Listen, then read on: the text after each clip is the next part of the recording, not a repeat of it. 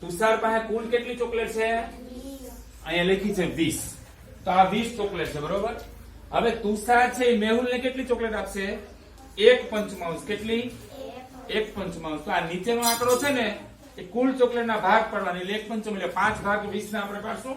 તો 5 ભાગ આપણે પાડીએ. આ 1 ભાગ, 2 ભાગ, 4 ના 5 ભાગ પડશે ને. આ 5 ભાગ થઈ ગયા, બરોબર.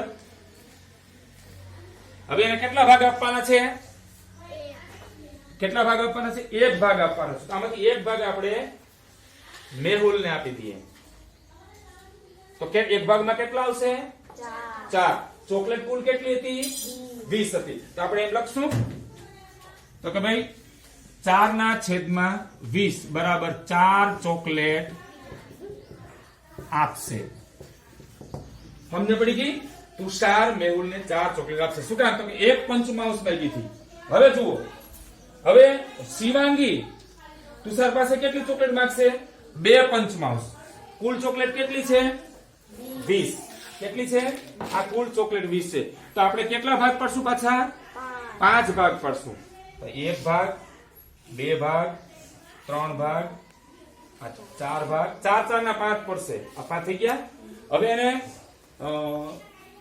કુલ ભાગમાંથી કેટલા ભાગ દેવાના છે? 2 ભાગ દેવાના છે. તો આ 1 ભાગ, આ 2 ભાગ, એટલે કુલ કેટલી ચોકલેટ થશે? 8 ચોકલેટ થશે. 8 ચોકલેટ તુષાર છે એ શિવાંગીને આપશે. કેટલી? 8. કુલ ચોકલેટ કેટલી છે?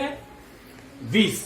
તો 8 ના છેદમાં આપણે 20 લખશું બરાબર 8 ચોકલેટ આપશે. સમજ પડી ગઈ? હવે એવી જ રીતે પ્રાર્થના છે એ તુષારને એમ છે કે તારો જન્મદિવસ છે તો તારે મને 1/2 ચોકલેટ દેવાની છે. કેટલી? 1/2. એટલે કે કુલ ચોકલેટ છે એમાંથી અડધી ચોકલેટ દેવાની. હવે કુલ ચોકલેટ એની પાસે કેટલી છે? 20 છે, બરોબર. તો એમાંથી 20 ના આપણે 1/2 કીધું તો છેદમાં 2 છે તો આપણે 2 ભાગ પાડશું 20 ના, બરોબર. આ કેટલી ચોકલેટ છે? કુલ 20.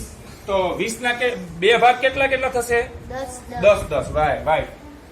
આ 5 અને આ 5 10. આ 1 ભાગ, આ 5 ને આ 5, આ 2 ભાગ થઈ ગયા.